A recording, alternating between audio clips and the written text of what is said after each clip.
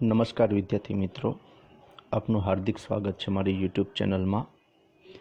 આપણે ગયા વિડિયો લેક્ચરની અંદર ગરીબીના માપદંડો, ગરીબીના ધોરણો, ગરીબી નક્કી કરતા પરિબળો જે છે, ગરીબીના નિર્દેશકો છે એ પૂર્ણ કર્યા હતા। એ પછી આગળના આજના જે વિડિયો લેક્ચર છે એની અંદર આપણે જે અભ્યાસ કરવાનો છે એની અંદર આપણે ગરીબીના કારણોની ચર્ચા કરવાની છે। મિત્રો, ગરીબીના આમ જોઈએ તો ઘણા બધા કારણો છે, કારણ કે આપણે નિર્દેશકોની અંદર ભણીને આવ્યા છીએ કે જે લોકોને રોજગારી નથી મળતી એને લીધે પણ એ લોકો ગરીબ છે। આવક અને સંપત્તિની અસમાન વહેંચણી થયેલી છે એને લીધે પણ ગરીબ છે। આ સિવાયના જે મુદ્દા આપણે કહી શકીએ એ મુદ્દાની અંદર કુલ 5 મુદ્દા આપણને આપેલા છે કે જેની અંદર સૌથી પહેલું તમને કીધું છે ઐતિહાસિક કારણ। ઇતિહાસ સાક્ષી છે કે ભારતના લોકો છે એ પહેલેથી ખેતી પ્રધાન હતા અને ખેતી છે એ વરસાદ આધારિત હતી। એ સિવાય પણ વરસાદ આધારિત ખેતી હોવા છતાં ભારત સમૃદ્ધ દેશ હતો, પણ જ્યારથી અંગ્રેજો શાસનમાં આવ્યા, મુગલ સામ્રાજ્ય છે એ શાસનમાં આવ્યું, ત્યાર પછી જે ભારતીય લોકોની હાલત થઈ એ હાલતને લીધે આપણે એને ગરીબ કહી શકીએ છીએ। બીજું કારણ કીધું છે ગ્રામીણ ગરીબીના કારણો। ભારતના મોટાભાગના લોકો ગ્રામીણ વિસ્તારોમાં વસવાટ કરે છે। આર્થિક ગરીબીના કારણો, આર્થિક રીતે રોજગારી નથી, શિક્ષણનું પ્રમાણ ઓછું છે। એમની પછી સામાજિક ગરીબીના કારણો, સમાજની અંદર એમનું સ્થાન નીચું છે, એને લગતા જે બાબતો છે એ, અને શું કીધું છે ગરીબીના અન્ય કારણો। આપણે આ 5 કારણોની ચર્ચા કરવાની છે। એ 5 કારણોની ચર્ચા કરીએ એ પહેલાં એક જે સૌથી પહેલું કારણ છે ઐતિહાસિક કારણ, એ માટેનો વિડીયો છે જે આપણે જોઈએ।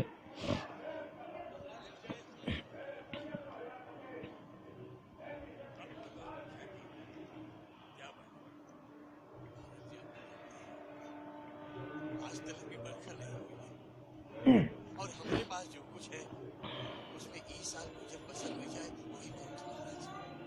स्वर्णदाता, हम आपके पास पहले भी करने आए हैं कि आप इस साल का पूरा लगान माफ कर दें। लगान એટલે મહેસૂલ। मुखिया जी, हम समझ सकते हैं कि आप लोगों पर क्या बीत रही है, लेकिन हमारे हाथ भी बंधे हैं। गोरी चमड़ी वाले अपने बाप के सगे नहीं होते। दुगना लगान तो आप लोगों को देना ही कोई प्रॉब्लम योर हाइनेस? ये किसान एक अर्जी लेकर आए हैं। वो क्या? ये चाहते हैं कि हम इस साल का लगान माफ कर दें। फिर हमने बता दिया है कि ये नामुमकिन है। देखिए, लेकिन ये मुमकिन है। ओके सर, बताता है। ठीक है, हम लगान माफ करेगा, लेकिन एक शर्त है। क्या शर्त है सर?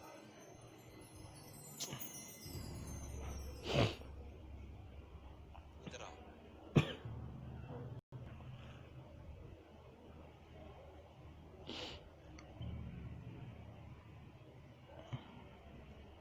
क्या कहा था तुमने हमारे खेल के बारे में?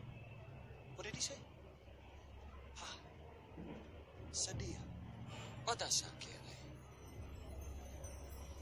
तुम इस खेल के बारे में क्या जानते हो? बचपन से खेलते आ रहे हैं। हम ही का गिल्ली डंडा खाते हैं और आप न जाने का क्रिकेट। तो तुम्हारा ये कहना है कि ये क्रिकेट तुम खेल सकते हो?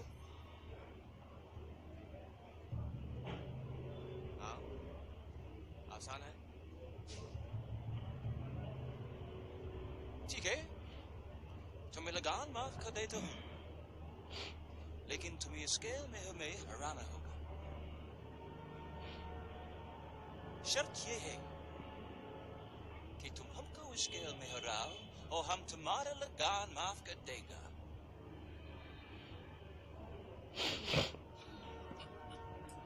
I'm serious.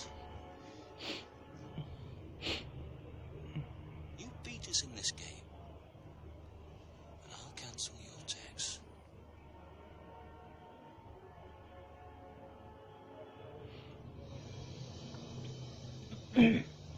लेकिन कहीं तुम हार गया तो तुम हमको ट्रिपल टैक्स यानी 3 गुना लगान देगा।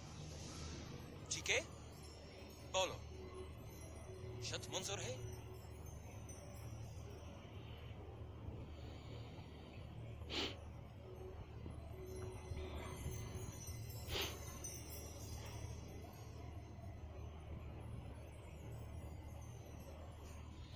Sir, I think the cat's caught his tongue.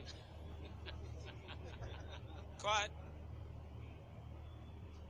ठीक है, हम शर्त बढ़ाते हैं। तुम हमको स्केल में हराओगे तो तुम्हारा इस साल का तो गया, हम अगले साल का भी लगान माफ कर देगा। हे मंजूर? बोल, कुछ मत कहना। चुप रहना, बोल, चुप रहना। हाँ, बोल, कुछ मत बोलना। ठीक है, તમે લોકોની હાલત જુઓ, हम शर्त કેવી को મજબૂરી છે। सिर्फ एक नहीं, अगले 2 साल આખું પિક્ચર તમે જોશો તો તમે વિચારશો કે અંગ્રેજોનો કેવો અત્યાચાર હતો। ही नहीं, सारे प्रांत का। और मंजूर है? हाईवे के खातिर गड्ढा खोदा जा रहा है भगवान। हाँ भगवान, मुखिया जी, आप बात करें। मुखिया जी, आप बात कीजिए। आपसे बात करो। Shut up! तुम बोलो, तुमने लगान दोगे कि शर्त मंजूर है?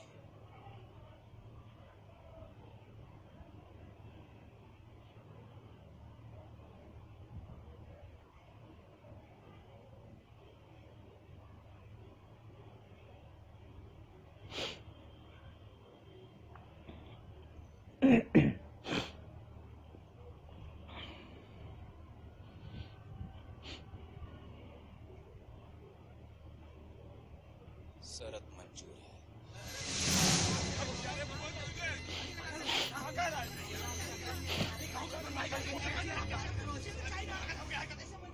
Did he agree?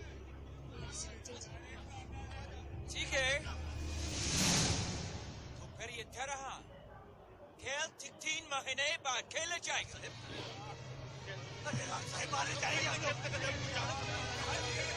This is unfair. So's life.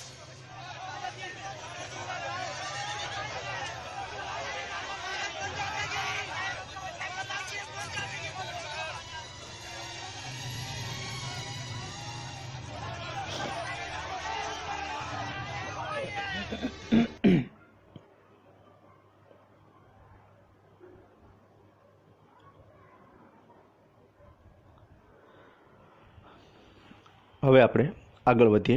ઐતિહાસિક કારણ। આ ઐતિહાસિક કારણ આપણને ખબર છે, આપણે 11મા ધોરણની અંદર ઓલરેડી ભણીને આવ્યા છીએ। સ્વતંત્રતા પહેલાંનું ભારતીય અર્થતંત્ર અને સ્વતંત્રતા પછીનું ભારતીય અર્થતંત્ર। સ્વતંત્રતા પહેલાંના જે ભારતીય અર્થતંત્રની વાત કરીએ એમાં 11મામાં જ પ્રસ્તાવનામાં આપણે ભણીને આવ્યા હતા કે ભારત છે એ સોનાની ચીડિયાના નામે ઓળખાતો હતો, જાહો જલાલીવાળો હતો, સમૃદ્ધિવાળો દેશ હતો। પરંતુ પરિસ્થિતિ એવી આવી કે અંગ્રેજો ભારતની અંદર આવ્યા, ઈસ્ટ ઇન્ડિયા કંપનીએ પહેલી કોઠી સુરતની અંદર સ્થાપી અને પછી ધીમે ધીમે કરતાં બિઝનેસની સાથે સાથે ભારતીય લોકો પર જે અત્યાચાર શરૂ કર્યો એને લીધે વેપાર ધંધા છે એ પડી ભાંગ્યા। આવું આપણે 11મામાં ભણીને આવ્યા। આ સિવાય પણ આપણે એવું ભણ્યા હતા કે જે મહેસૂલનો દર હતો, જકાતના દર હતા, વેપાર માટેનો જે રવૈયો હતો અંગ્રેજોનો કે બ્રિટિશને વધારે લાભ થાય અને ભારતીય ધંધો છે એ ધીમે ધીમે કરતાં પડી ભાંગે. પછી એક ખેતી હોય, હસ્તકલા હોય કે અન્ય કોઈ બિઝનેસ હોય, કારણ કે ત્યારે એ સમયે કાપડની મિલો સારામાં સારી ચાલતી હતી. તો આ બધી બાબતો છે એને લીધે આપણો ભારતીય દેશ ઐતિહાસિક કારણને લીધે ગરીબ છે એમ આપણે કહી શકીએ. એમાં સૌથી પહેલું કીધું છે કે ઇતિહાસકારોના જણાવ્યા મુજબ 17મી સદીમાં ભારત સમૃદ્ધ અને વ્યાવસાયિક રાષ્ટ્ર હતું, કારણ કે ભારત વેપાર ધંધા માટે પણ આગળ હતું. અનેક દેશોમાં જઈને ભારત છે એ મરી મસાલો, તજ તેજાના આ બધો વેપાર કરતો હતો. ભારત સુતરાઉ કાપડની મોટા પાયે નિકાસ કરતો હતો. MCQ માટે યાદ રાખજો. આ ઉપરાંત સિલ્ક, મરી મસાલા તેમજ ચોખાની નિકાસ કરતો દેશ હતો અને આમાં આપણે સમૃદ્ધ હતા. અંગ્રેજોના શાસનકાળ દરમિયાન ભારતમાં ખેતી ક્ષેત્રનો વિકાસ ન થયો. ખેતી વરસાદ આધારિત હતી અને બ્રિટિશ શાસનને સિંચાઈ માટે મૂડીરોકાણમાં કોઈ રસ હતો નહીં, તેથી ખેત ઉત્પાદન નીચું રહ્યું. આ ઉપરાંત આપણે જાણીએ છીએ કે ખેડૂતો સિવાય પણ, કારણ કે ટેક્સ બે લોકોને આપવાનો હતો, એક આપણા પ્રાંતના જે રાજા હોય એમને અને આપણા પ્રાંતમાં જે અંગ્રેજ વહીવટી અધિકારી હોય એને, બંનેને આપણે ટેક્સ આપવો પડતો હતો. આ સિવાય પણ લૂંટારૂ હતા. આપણે શોલે ફિલ્મમાં જોયું હશે, બરાબર? એની અંદર ગબ્બરસિંહ આવે છે અને ગામની અંદર ખેડૂતો છે એમની પાસેથી જે કંઈ દાણા હોય અથવા અન્ય જે ખેતરની અંદર ઉત્પાદન થતું હોય એ લઈને જાય છે. તો આ રીતે ખેતીમાં અંગ્રેજોને કોઈ રસ હતો નહીં, પણ ખેતીની જે ફસલ આવે એમાં પૂરેપૂરો રસ હતો, કારણ કે આનાથી ઇંગ્લેન્ડનો વિકાસ થતો હતો. એવું પણ આપણે ભણીને આવ્યા કે ખેડૂતોને ફરજિયાત અંગ્રેજો કે એ જ વાવેતર કરવાનું અને અંગ્રેજો જે ભાવ આપે એ જ ભાવે વેચવાનું. ખેડૂત પોતાનો કોઈ ભાવ લઈ શકતો નહોતો, બરાબર? એટલે ખેતી છે એ દિન પ્રતિદિન ભાંગતી ગઈ. આ ઉપરાંત વારંવાર પડતા દુષ્કાળ, જમીનદારી પ્રથા, જમીન મહેસૂલના ઊંચા દર, સાટા પ્રથા, જમીનદારો, શાહુકારો દ્વારા ખેડૂતોનું શોષણ વગેરેને કારણે ખેડૂતો આર્થિક રીતે પાયમાલ થતા ગયા. સાટા પ્રથા, તમે આ કામ કરીને આપો, એના બદલામાં આ તમને મળશે, બરાબર? વસ્તુના બદલામાં વસ્તુ લેવી, એ આપણે 3જા ચેપ્ટરમાં ભણીને આવ્યા છીએ. જમીનદારો, મેક્સિમમ જમીન આ લોકો પાસે હતી અને આ લોકો જે પ્રમાણે કહે એ જ રીતે સામેના વ્યક્તિએ ખેતી કરવાની હતી, કારણ કે જમીન આમની, રોકાણ આમનું. અથવા તો જો તમે એ જમીનની અંદર તમારી પોતાની ફસલ ઉગાડવી હોય તો આ જમીનદારો પાસેથી એટલી જમીન ભાડા પટ્ટા ઉપર લેવાની અને એ ભાડો પટ્ટો તમારે, એટલે કે જમીનનું ભાડું છે એ વધારે ચૂકવવું પડતું. અને આ જ જમીનની અંદર જે કંઈ વાવેતર કરીએ એ વાવેતર કરવા માટે પૈસા કોની પાસેથી લાવવાના? તો કે શાહુકારો પાસેથી. અને શાહુકારો જે વ્યાજ લેતા એ ચક્રવૃદ્ધિ વ્યાજ કરતાં પણ વધારે વ્યાજ હતું અને એમાં ખેડૂત દિન પ્રતિદિન આ વ્યાજના દેવામાંથી બહાર નહોતો નીકળી શકતો. ભારતીય ખેડૂતો માટે એવું કહેવાતું હતું કે ભારતનો ખેડૂત દેવામાં જ જન્મે છે, દેવામાં જ જીવે છે અને દેવામાં જ મૃત્યુ પામે છે. એટલે આ રીતે સાટા પ્રથા, જમીનદારી પ્રથા અને શાહુકારોની આ પ્રકારની પદ્ધતિને કારણે ખેડૂતો ધીમે ધીમે કરતાં આર્થિક રીતે પાયમાલ થયા અને ગરીબીના દ્વારે આવીને પહોંચ્યા. તમને ખ્યાલ હશે કે વિનોબા ભાવેએ ભૂદાન યજ્ઞ કર્યો હતો કે જે મોટા જમીનદારો છે એમની પાસેથી અમુક જમીનના ટુકડા લેવાના અને જમીન વિહોણા જે ખેડૂતો છે એમને આપવાના. પણ આ ખેડૂતો પાસે વાવેતર કરવા માટે પૈસા ન હતા એટલે પાછા એ જ લોકોએ જમીનદારો પાસેથી પૈસા ઉછીના લીધા અને એના બદલામાં એ પૈસા ન ચૂકવી શકતા અંતે એ જમીન પાછી જમીનદારો પાસે આવી ગઈ. તો આ રીતે ખેડૂતો છે એ જમીન વિહોણા બનતા ગયા, એટલે કે જમીન ધીમે ધીમે કરતાં વેચવા લાગ્યા, કારણ કે પોતાની પાસે પૈસા હતા નહીં, ગુજરાન ચલાવવું છે, એટલે જમીન વિહોણા બનતા ગયા. આમ ખેડૂતો અને ખેતી બંને બેહાલ બનતા. ગરીબીમાં વધારો થતો ગયો. ઉદ્યોગ અને વ્યાપારની બાબતમાં અંગ્રેજો દ્વારા ભારતમાં એવા પ્રકારની વ્યાપાર નીતિ, કર નીતિ તેમજ ઔદ્યોગિક નીતિ અમલમાં મૂકવામાં આવી કે જેથી અંગ્રેજોને ભારતના વેપારથી ફાયદો થાય. આપણે ભણીને આવ્યા છીએ, ફરીથી એ જ કહું છું કે ભારતની અંદર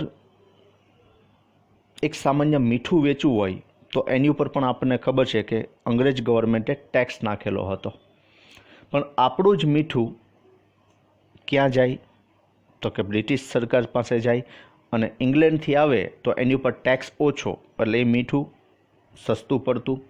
આપણી જ ગળી, આપણું જ ડેનિમ, આપણું જ કાપડ, પણ ઇંગ્લેન્ડની અંદર મશીનો દ્વારા કાપડ તૈયાર થતું એ ભારતમાં વેચાય તો એની ઉપર જકાતનો દર ઓછો હતો, અને ભારતમાં એ વસ્તુ જો નિકાસ થાય એની ઉપર દર વધારે હતા. એટલે આવી અંગ્રેજોની વ્યાપાર નીતિને લીધે ભારતમાં વેપાર ધંધા પણ દિન પ્રતિદિન ભાંગતા ગયા. જે વસ્તુ ભારતમાં વેચાતી અને એના ઉપર જે ટેક્સ મળતો, એનો જે નફો હતો, એ નફો ઇંગ્લેન્ડમાં નવા ઉદ્યોગોની સ્થાપના માટે અંગ્રેજો ઇંગ્લેન્ડના વિકાસ માટે આ રૂપિયા વાપરતા, અને પરિણામે ભારતીય વ્યાપાર ધંધાઓ છે એ અંગ્રેજોની સામે ટકી શક્યા નહીં. આ ઉપરાંત આપણા જ મરી મસાલા તજ તેજાના આપણે અહીંયા ખાણની દસ્તાની અંદર ખાંડીને મસાલો બનાવતા, જ્યારે ઇંગ્લેન્ડમાં એ જ મસાલો છે એ મિક્સ થઈને આવતો ને આપણા માટે ગરમ મસાલો કહેવાતો. આપણી વસ્તુ આપણને વેચતા અને વધારે ભાવ લેતા, અને એની સામે જે હસ્તકલાના કારીગરો છે એમની પાસેથી ઓછી કિંમતે લેતા. જો જે પડતર કિંમત હતી એની કરતાં પણ ઓછી કિંમતે લેતા, અને ભારતમાં આ હસ્તકલાના કારીગરો જે કિંમતે વસ્તુ વેચતા એ જ કિંમતે, એટલે કે એની જે પડતર કિંમત હતી એ જ કિંમતે વેચતા લોકો અંગ્રેજો પાસેથી લેતા, અને ભારતના હસ્તકલાના કારીગરો છે એ ધીમે ધીમે પડી ભાંગ્યા. આમ અંગ્રેજોને ભારતમાં વેપાર કરવાથી ફાયદો થયો, અને આ ફાયદાથી ઇંગ્લેન્ડ છે એ સદ્ધર બન્યું. અને એટલા માટે જ આપણે ભણીને આવ્યા છીએ કે ઔદ્યોગિક ક્રાંતિ ઇંગ્લેન્ડમાં થઈ. ભારતીય નિકાસો પર પ્રતિબંધ મૂક્યા. ભારતમાંથી કોઈ વસ્તુ તૈયાર થાય અને બીજા દેશમાં મોકલીએ તો એની પર પ્રતિબંધ હતા, અને ઇંગ્લેન્ડમાં જે ઉત્પાદિત થતી વસ્તુઓ હતી એના ઉપર ભારતમાં વિશેષ પ્રકારની કર રાહતો આપવામાં આવી, અને ઇંગ્લેન્ડની પેદાશો દેશના ખૂણે ખૂણા સુધી પહોંચાડવા માટે જ 1853માં રેલવેનો ઉપયોગ કરવામાં આવ્યો હતો. બરાબર ને? ઇંગ્લેન્ડમાં મૂડીરોકાણ અને ઔદ્યોગિકીકરણને વેગ આપી તેમના ઉત્પાદન વેચાણ માટે ભારતને મોટું બજાર બનાવી દેવામાં આવ્યું. ઉત્પાદન ઇંગ્લેન્ડમાં થાય, મૂડીરોકાણ ઇંગ્લેન્ડમાં થાય, ઉદ્યોગોનો વિકાસ ઇંગ્લેન્ડમાં થાય, પણ એ વસ્તુનું વેચાણ ક્યાં થાય તો કે ભારતમાં. કેમ તો કે ભારતમાં વસ્તી વધારે હતી અને એનાથી અમને બજાર પણ સારું મળી રહેતું હતું. આમ ભારતીય ઉદ્યોગો અને વેપારીઓ ઇંગ્લેન્ડમાં ઉદ્યોગોમાં તૈયાર થયેલી વસ્તુનો સામનો ન કરી શકતા, હરીફાઈ શક્તિ અને ઉત્પાદન શક્તિ ઘટતા ભારતના નાના અને ગૃહ ઉદ્યોગોની પડતી થઈ. પરિણામે ભારતમાં બેકારી અને ગરીબી વધવા લાગી. એમની પછીનો બીજો મુદ્દો છે ગ્રામીણ ગરીબીના કારણો. પહેલું હતું ઐતિહાસિક કારણ, બીજું ગ્રામીણ ગરીબીના કારણો. એમાં છે કુદરતી પરિબળો. તો આપણને ખ્યાલ છે કે ગામડાની અંદર મોટે ભાગે ભારત છે એ ખેતી પ્રધાન દેશ, અને આ ખેતી ગ્રામીણ વિસ્તારોમાં થતી. બરાબર છે? એટલે દેશનો મોટા ભાગનો લોકોનો વિસ્તાર છે એ ખેતી ઉપર જીવે છે, અને ભારતમાં ખેતી વરસાદ આધારિત, આબોહવા અને હવામાન જેવી કુદરતી પરિબળો પર આધારિત છે. વરસાદની અનિશ્ચિતતા, વારંવાર પડતા દુષ્કાળ, પૂર વગેરેને કારણે ખેત ઉત્પાદન અનિશ્ચિત રહે છે. આપણે હમણાં જ લગનના વિડીયોમાં જોયું કે ફસલ અથવા તો વાવણી કરવા માટે જે વરસાદ હતો એ વરસાદ સારો નથી પડ્યો અને આ વર્ષે પણ વરસાદ પડી શકે એવી કોઈ શક્યતા ન હતી. પરિણામે એ લોકો લગાન માફ કરાવવા માટે, કર માફ કરાવવા માટે આવ્યા હતા. એટલે જે વર્ષે દુષ્કાળ હોય, આ ઉપરાંત તમને ખ્યાલ હશે, તમે પિક્ચર જોયું હશે માનવીની ભવાઈ, અને એ પિક્ચર તમે જુઓ તો રૂવાડા ખરેખર બેઠા થઈ જાય એવું હશે કે 56મીએ દુકાળની વાત એની અંદર કરેલી છે કે માણસોને ખાવા માટે કાંઈ નહોતું મળતું તો પોતાના કુમળા બાળકોને પણ આમ ખેત ઉત્પાદન અનિશ્ચિત, કારણ કે વરસાદ ન પડે ત્યારે અને ઉત્પાદન ન થાય એટલે આવક ન થાય એ સ્વાભાવિક છે અને પરિણામે ગરીબી વધુ જોવા મળે છે. બીજું કીધું છે વસ્તી વિષયક પરિબળો. ભારતમાં આયોજનકાળ દરમિયાન સુધરેલી આરોગ્ય સેવાઓને કારણે મૃત્યુદરમાં ઝડપથી ઘટાડો થયો અને જન્મદરમાં વધારો થતો રહ્યો. પરિણામે વસ્તીમાં ઝડપી વધારો થયો છે. આ પરિબળ આપણે બહુ સારી રીતે જાણીએ છીએ, કારણ કે 2011ની વસ્તી ગણતરી પ્રમાણે 70% લોકો ગ્રામીણ વિસ્તારોમાં વસવાટ કરે છે અને આ વસવાટ એ નાની વસ્તી નથી. અને આ દરેક વસ્તી ગામડામાં કમાનાર એક હોય અને ખાનાર અનેક હોય. પરિણામે આવકનું પ્રમાણ ઓછું રહેતા એ પણ ગરીબીમાં પરિણમે છે. ઊંચા વસ્તી વૃદ્ધિ દરને કારણે માથાદીઠ આવક નીચી ગઈ અને કુટુંબના મોટા કદને કારણે જીવનની ગુણવત્તાનું સ્તર નીચું ગયું. કારણ કે ગામડામાં ડિવાઇડ ફેમિલી નહોતી, અનડિવાઇડ ફેમિલી હતી. શા માટે? તો કે આપણે જોઈએ છીએ કે સંયુક્ત કુટુંબ ભારતની અંદર અમલમાં હતું. વધતી વસ્તીને કારણે શ્રમ પુરવઠો વધ્યો, પરંતુ બેરોજગારીની ઓછી તકોને કારણે વેતન દર ઘટતા ગયા અને બેરોજગારી વધતી ગઈ અને ગરીબીનું પ્રમાણ સતત વધતું ગયું. જે ભણ્યા એની વાત કરીએ રિવિઝનમાં. પહેલું ઐતિહાસિક કારણ, બીજું ગ્રામીણ ગરીબીના કારણો, એની અંદર 2 મુદ્દા ભણ્યા, કુદરતી પરિબળો અને બીજું વસ્તી વિષયક પરિબળો. थैंक यू मित्रों. उम्मीद एक ऐसी ऊर्जा है जिससे जिंदगी का कोई भी अंधेरा हिस्सा रोशन किया जा सकता है. तो मित्रों, આજના વિડીયો લેક્ચરની અંદર આપણે ગરીબીના 2 કારણો જોયા. આ બંને કારણો છે એ તમારા માટે ઉપયોગી છે. ઐતિહાસિક કારણ છે એ 3 માર્કની ટૂંકનોંધ પણ કહી શકાય. તો આજના વિડીયોમાં આપણે એટલું રાખીએ છીએ.